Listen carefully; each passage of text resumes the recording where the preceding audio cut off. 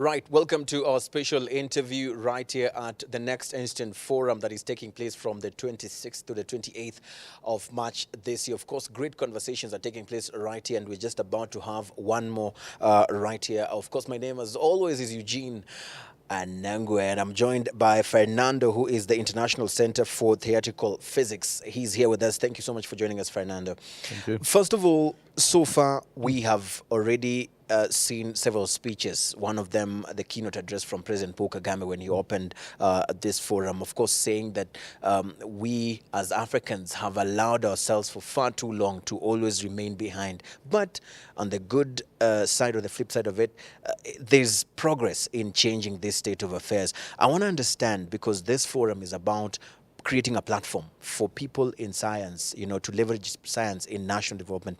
What sort of conversations are you personally expecting over the next 3 days here? Yes, well, thank you for having me here. Well, yes, I have been very impressed by the presentations. In particular, the President Kagame was very visionary, which it shows some leadership in the country and in the region, which I think is very important. An appreciation of science is not a standard for many presidents or heads of governments. So in that sense, we are very pleased that he is so supportive about science in general. And it is not easy to understand because science is usually a long-term perspective. You have to create a basis of knowledge and then look for the impact in the society. And now I think this forum is precisely in that connection between the capacity building, the people already trained to make impact after all in the society, in the economy of the corresponding country. And so I think this is perfect presentation for this. One point that I was particularly impressed on him, and I think is very important, is this the role of women in this endeavor. So science is key, and innovation is key, and women can play a key role. And Africa is full of very talented women with that they can have a lot of potential to make a big difference. Right, and just speaking from that point of women involvement and bridging that gap, the gender gap, as far as science is concerned, where do you see the problem lying that is actually causing this divide to be there? In the case of women, it's a general issue. It's worldwide, I have to say. I have the privilege to lead this institute as I'm the director of International Center for Theoretical Physics. And over the past 8 years, I have seen that it is an issue that not only developing countries, but developed countries are facing, that the role of women has always been minimized. And but now there's a big movement, and I think it's important that all the women are considering themselves as an important component of the scientific changes and challenges. And and I think that we have to play a role to support them in the way of giving incentives for them to continue their life in a career in science. The issues, the beginning comes from the educational segregation sometimes, on the role that they are not encouraged to continue a career in science or engineering, and then but also it lasts to the different stages of their career, because we follow them at higher education and after graduation, and there's many of them stop doing science or research because of family reasons and so on. So there has to be a big effort worldwide, and particularly in African countries, to help them to achieve their goals. So if this conference or this forum is not to be a talking shop, what sort of commitments are you expecting in line with achieving this filling or narrowing or even completely doing away with this gender gap? What sort of commitments are you expecting from the people participating here?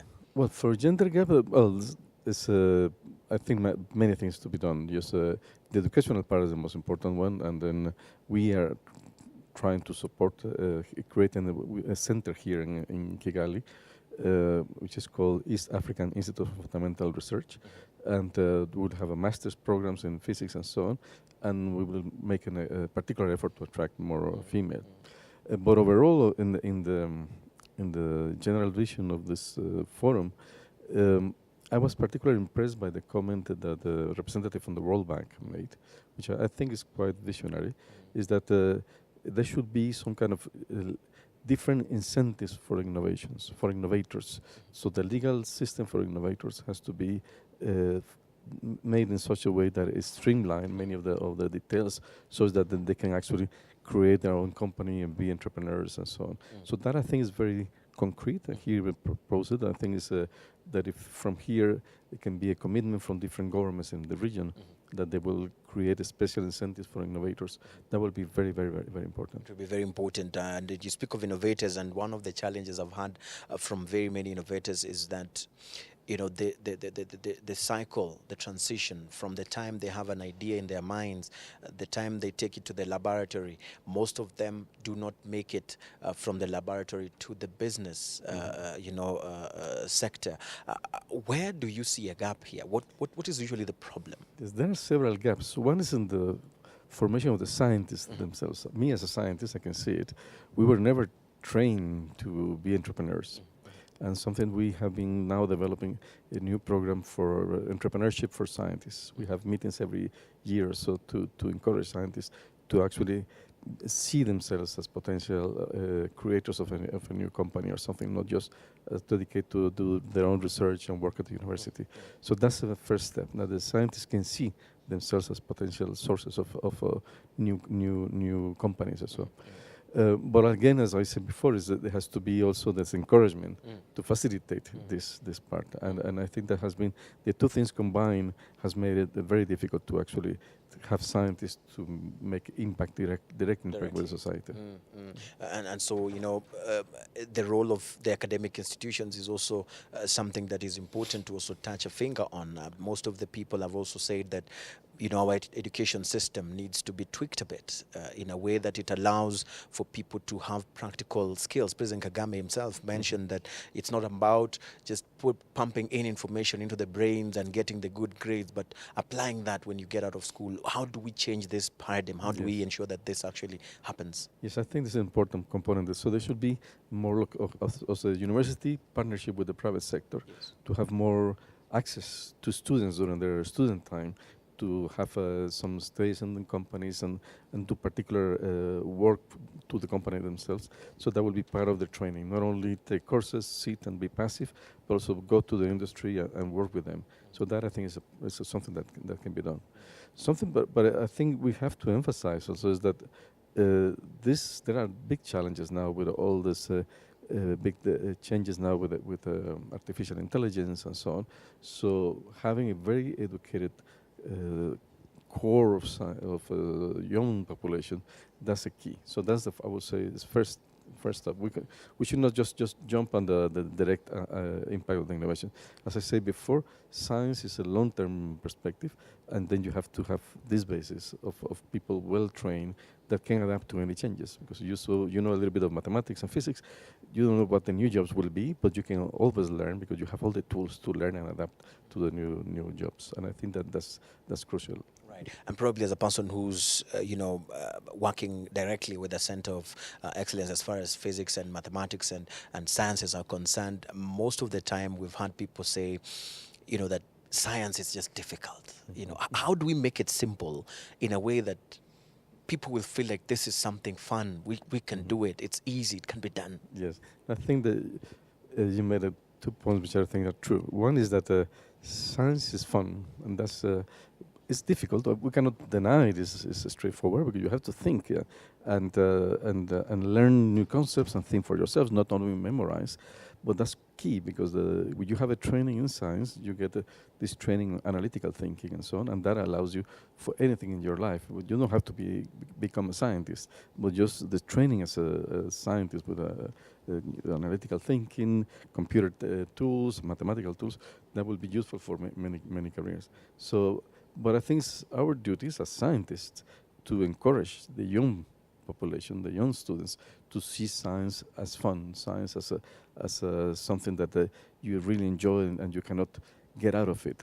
Like someone said this morning that it's not a 9-to-5 job because you're always thinking about it. You're always trying to understand things better, and it is fascinating to wonder about the world, and that's what science is all about. Right. Let's talk about what some have termed as the valley of death for innovators, techpreneurs specifically.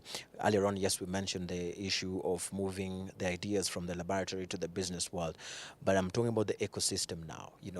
Once this idea has gone to the lab and it wants to come out of the lab, but it gets to what we term as the valley of death, where no one else, the industry players are not either interested, or the financing is a problem, and this idea just dies right there.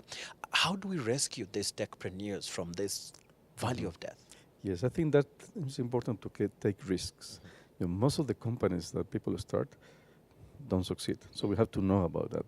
So people have to invest a lot on these initiatives, knowing that 90% of them will not work, but a few 10% of them that will be successful can pay for all the investment that you made for all the other ones. And that's it's a law of nature, in the sense that it happens. We have seen it happening over many years in many countries, that essentially most of the companies do not succeed, most of the ideas originally do not succeed, but they always bring to something different or something new that in the future can succeed. And the ones that succeed, which are a small number, they can pay for the rest. And I think that's taking risks, investing in research and investing in innovation is key. And people who invest have to keep in mind that some of the investments will not go anywhere.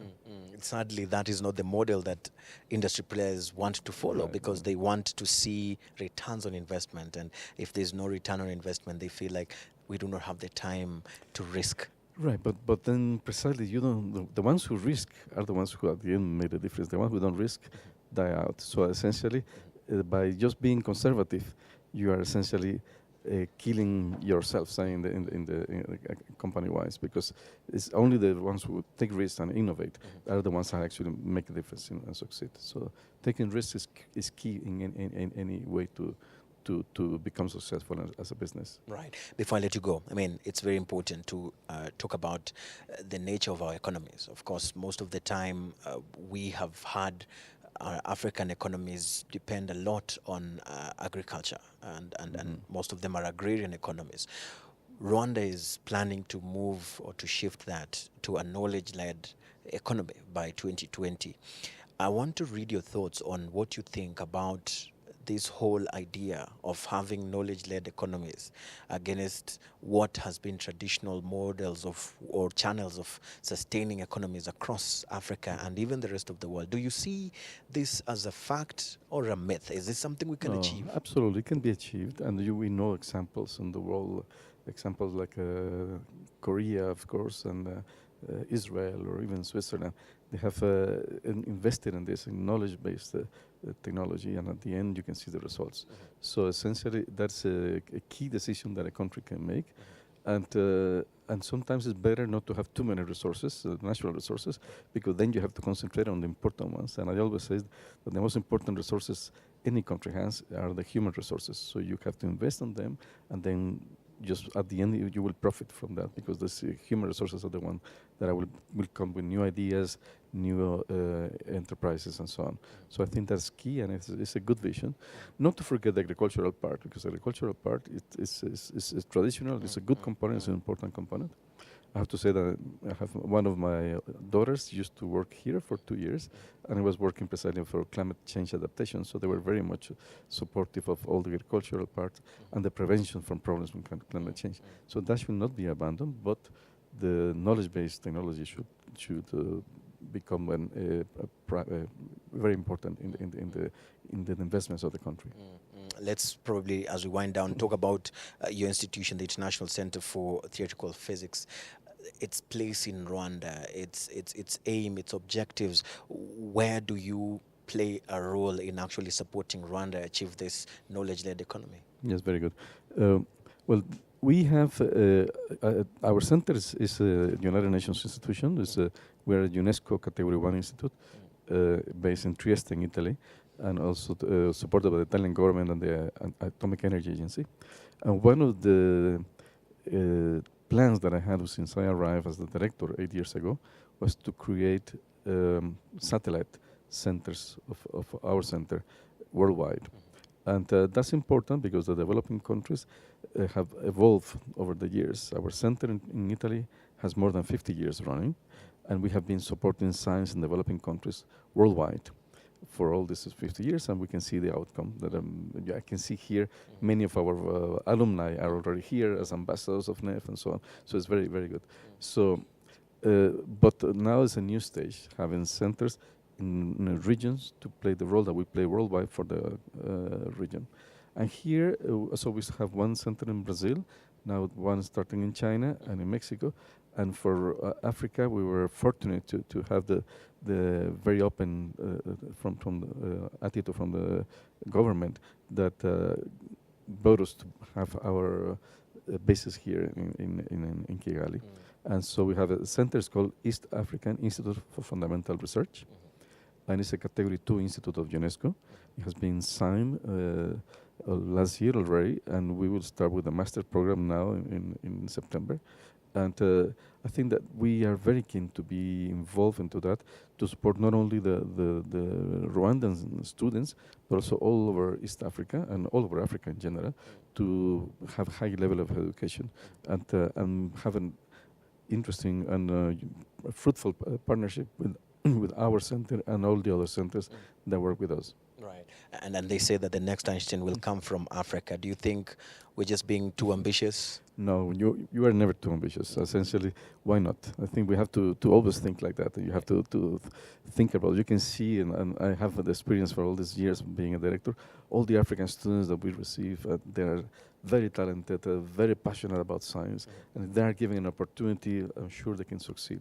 And why not? We can have a new Einstein. All right, why not? Thank you so much, Mr. Fernando, for your time. Okay, thank you. Definitely did time for us to reflect and just talk about these issues right here. Of course, our wall-to-wall coverage of the ongoing Next Einstein Forum right here in Rwanda from the 26th to the 28th of March 2018. Keep it Rwanda Television for more interesting conversations and coverage of this very special forum. My name, as always, is Eugene Anangwe. Stay with us.